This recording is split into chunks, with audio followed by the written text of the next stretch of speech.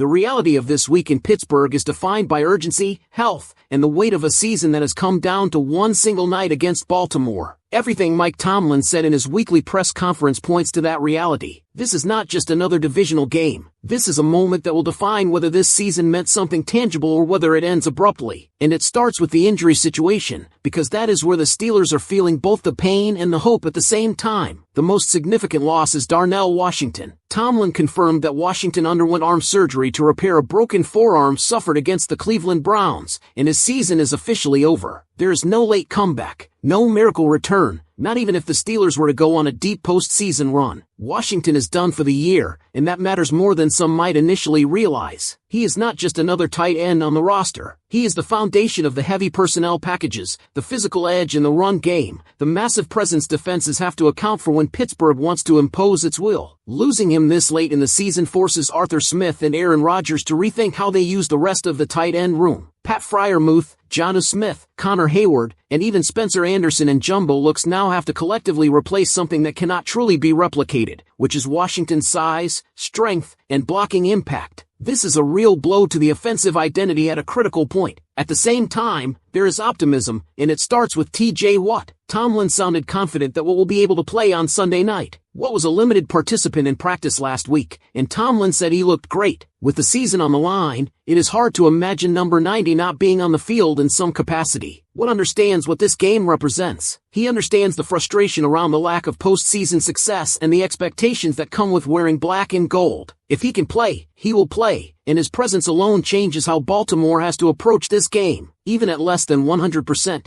TJ Watt alters protections, disrupts timing, and brings an emotional lift that this defense feeds off. There are other important reinforcements coming as well. Isaac Seumalo is expected to return after missing the last 2 weeks with a triceps injury. Before getting hurt, Seumalo was playing high-level football, and getting him back strengthens an offensive line that has been trending in the right direction as a unit. That kind of stability up front matters when everything tightens up in a game like this. Brandon Echols is also expected back after missing last week with a groin injury. His return allows him to slide back into the slot corner role, which in turn moves Jalen Ramsey back to safety. That domino effect has real consequences for the secondary and likely pushes Chuck Clark out of the starting lineup, at least for now. Then there is James Pierre, who has been out for several weeks with a calf injury. Before getting hurt, Pierre was playing excellent football. In his absence, Asami Samuel Jr. has stepped in and done a very solid job opposite Joey Porter Jr. Now the Steelers face a real decision. Do you go back to Pierre, who was playing well before the injury, or do you stick with Samuel, who has been productive and steady while filling in? This decision is not just about who is healthier or who has seniority. It is about matchups. Zay Flowers hurt the Steelers earlier in the season, and how Pittsburgh chooses to deploy Porter, Pierre, and Samuel will likely be influenced by how they want to handle Flowers and DeAndre Hopkins. Size versus quickness, length versus shiftiness, these are the chess moves that could swing the game. On offense, Calvin Austin III is also expected back after dealing with a hamstring injury. While his season has been uneven and disrupted by injuries, his return adds speed and versatility to an offense that needs every available weapon, especially with DK Metcalf still suspended for another week. Austin has shown he can be effective on crossers and in space, even if he is not a physical downfield presence. How much he is involved remains to be seen, especially with the way Marquez Valdes-Scantling, Adam Thielen, and Scotty Miller have been used, but his availability gives Rodgers another option. All of this builds toward what Tomlin described as an honor, playing in an AFC North Championship game against Baltimore. The history, the stakes, the familiarity, it is all there. This is essentially a playoff game. The winner claims the division, secures a home playoff game, and keeps the season alive. The loser goes home. Tomlin understands that, and he understands that his job is simple in moments like this. Win. It is the biggest game the Steelers have played in years, with banners, legacy, and belief all hanging in the balance. With home field advantage, the terrible towels, renegade in the fourth quarter, and the season riding on every snap, how do you feel about where this team stands right now heading into this defining night against Baltimore? And when you zoom out and really absorb what is at stake here, this game stops being about individual matchups and starts being about identity. Everything the Steelers say they are, everything they believe they are building toward, gets tested in this exact moment. Mike Tomlin made it clear that being part of these games is humbling, but appreciation alone does not win you anything. Execution does. Composure does. Handling pressure does. And pressure is exactly what this environment is designed to create, especially for Baltimore coming into Acrisure Stadium with the division on the line. Tomlin spoke directly about the importance of home field advantage, and this is not coach speak. Playing at home in a game like this creates real, tangible problems for the opposing offense. Communication at the line of scrimmage becomes harder. Audibles become riskier. Timing gets disrupted. That matters even more when both teams know each other so well. The Steelers already went into Baltimore earlier this season and won in that hostile environment. Now the roles are reversed, and that familiarity cuts both ways. Pittsburgh knows what it takes to survive noise, weather, and chaos. The challenge now is using those same elements to their advantage instead of letting the moment become too big. That is why Tomlin emphasized starting fast. In games like this, especially against Baltimore, you cannot afford to spend a quarter feeling things out. Falling behind forces you to chase the game, and chasing the game against a physical Ravens team is exactly where mistakes multiply. That is where protection breaks down, penalties creep in, and defensive discipline slips. The Steelers have to dictate the tone early, whether that is through the run game, defensive pressure, or simply winning the field position battle. This is not about flashy football. It is about controlled aggression and situational mastery. Defensively, everything still circles back to TJ Watt. His availability alone changes the confidence level of the entire unit. When Watt is on the field, the defense plays faster because everyone knows pressure can come from anywhere. It allows the secondary to be more aggressive. It allows linebackers to attack downhill. Even if Watt is not at full strength, Baltimore has to account for him on every snap, and that creates opportunities for others to step up. This is where players like Alex Highsmith, Cam Hayward, and the rest of the front have to capitalize. Division games are rarely won by one star alone. They are won by collective strain. On offense, the loss of Darnell Washington forces Pittsburgh to adapt, not abandon who they are. The Steelers are still built to be physical. They are still built to control tempo. But now that physicality has to come from cohesion rather than sheer size. Pat Freiermuth's role becomes even more important, not just as a receiver but as a reliable presence in key moments. Jonnu Smith and Connor Hayward have to be precise in their assignments,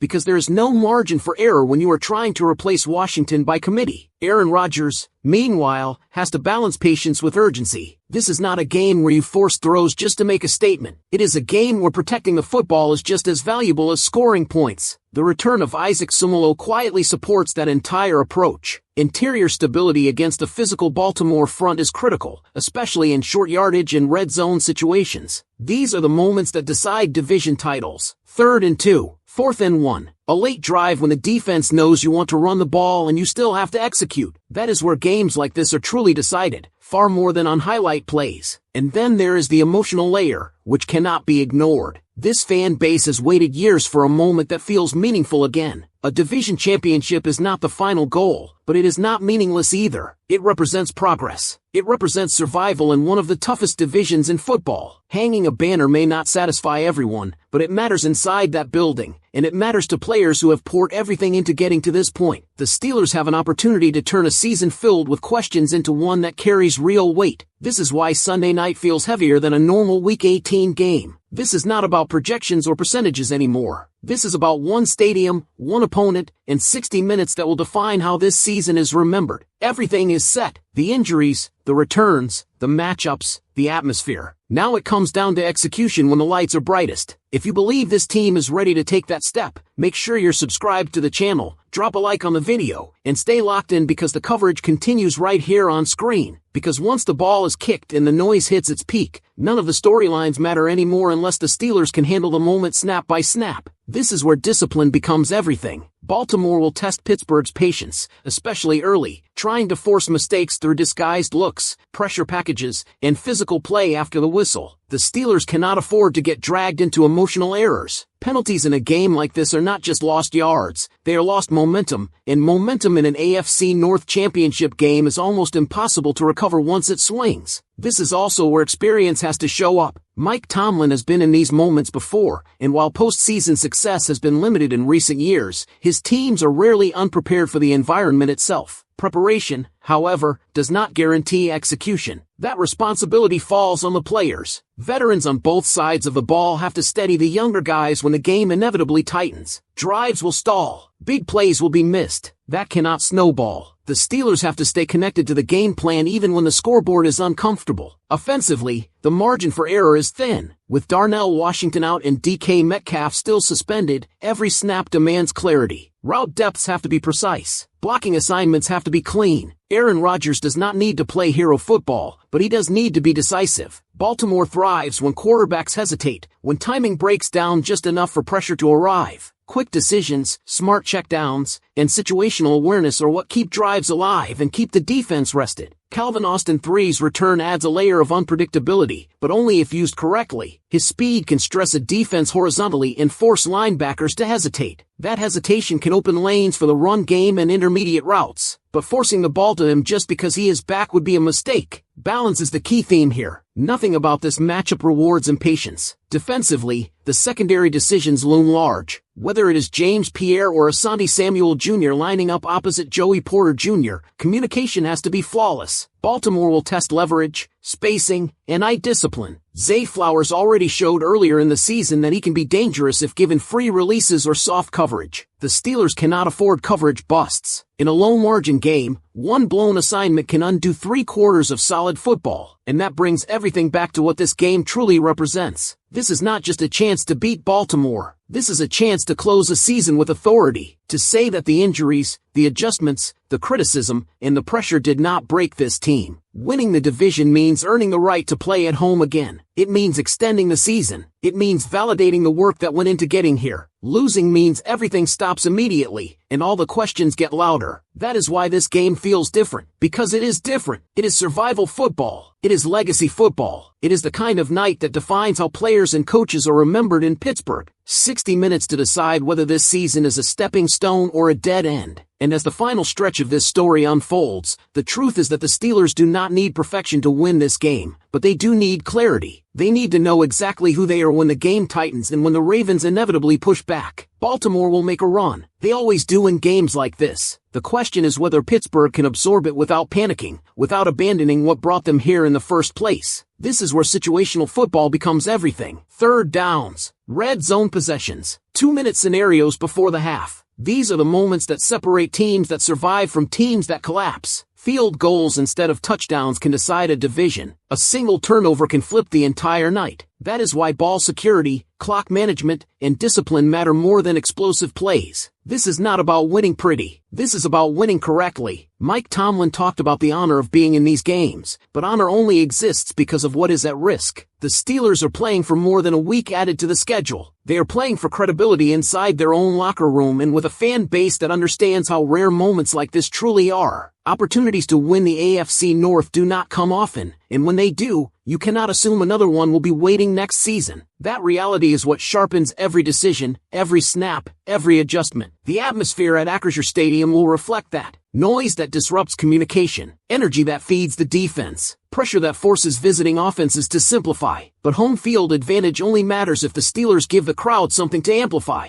Early success fuels belief. Belief fuels momentum. Momentum fuels mistakes from the opponent. It is all connected, and it all starts with how Pittsburgh handles the opening phase of the game. If the Steelers can stay ahead of the chains, limit penalties, and make Baltimore earn every yard, this becomes the type of game that tilts in their favor late. That is when physicality shows. That is when depth matters. That is when experience in close games becomes an advantage rather than a burden. But if they fall behind and start chasing, everything becomes harder, and the margin disappears. This is why this night will linger, regardless of the outcome, because it represents a crossroads. A chance to turn a season of questions into a season with substance. A chance to hang a banner and walk into the playoffs with momentum instead of regret. A chance to remind the league that Pittsburgh still knows how to win when it matters most. And even beyond the final whistle, whatever the result may be, this game will leave fingerprints on the direction of the franchise. Wins like this stabilize belief. Losses like this force uncomfortable evaluations. That is the reality in Pittsburgh, where expectations are never lowered, only delayed. The players know that. The coaches know that. And the fans absolutely know that. That is why the tension around this matchup feels heavier than usual. It is not manufactured. It is earned. This is also why leadership matters so much right now. When adversity hits, and it always does against Baltimore, someone has to pull the group back into alignment. That can be a sack on third down. That can be a tough run on second and long. That can be a third down conversion that quiets doubt and resets the energy. These moments rarely show up in box scores, but they decide seasons. The Steelers have enough experience on this roster to understand that truth. Now they have to prove they can live it. What makes this moment unique is that there are no excuses left. Injuries are part of the league, and every team deals with them. Suspensions happen. Depth gets tested. At this point, the roster is the roster. The plan is the plan. Adjustments will be made in real time, but the foundation is already set. That clarity can be empowering if embraced, or overwhelming if resisted. The difference between those outcomes is usually mental, not physical. Baltimore will come in confident. They always do. They believe in their system, their toughness, and their ability to outlast opponents. Pittsburgh has to meet that belief with conviction of its own, not desperation. Desperation leads to forcing plays. Conviction leads to trusting preparation. And preparation is the one thing Tomlin's teams consistently bring into games like this. So when you strip it all down, this night is about resolve. About whether the Steelers can stay true to themselves when everything around them demands a reaction. About whether this season ends as a missed opportunity or as a foundation for something more. The answer will not come from talking points or narratives. It will come from execution under pressure. And that belief, more than anything else, is what Sunday night will expose. Belief shows up when the game slows down for the quarterback on third down. It shows up when the offensive line leans on a defense that knows exactly what is coming and still cannot stop it. It shows up when the defense lines up on a critical snap knowing the entire season depends on winning that one rep. This is where the Steelers either confirm who they are or confront who they are not. What makes this moment so defining is that the Steelers are not sneaking into relevance. They earned this position. They navigated injuries, adjusted personnel, and stayed alive long enough for everything to come down to one game at home. That alone says something about the resilience of this group. But resilience without results only takes you so far in Pittsburgh. This franchise is built on finishing, on closing, on making sure meaningful games end with something to show for it. That is why the conversation around a division championship matters. It is not about pretending it equals a Super Bowl. It is about acknowledging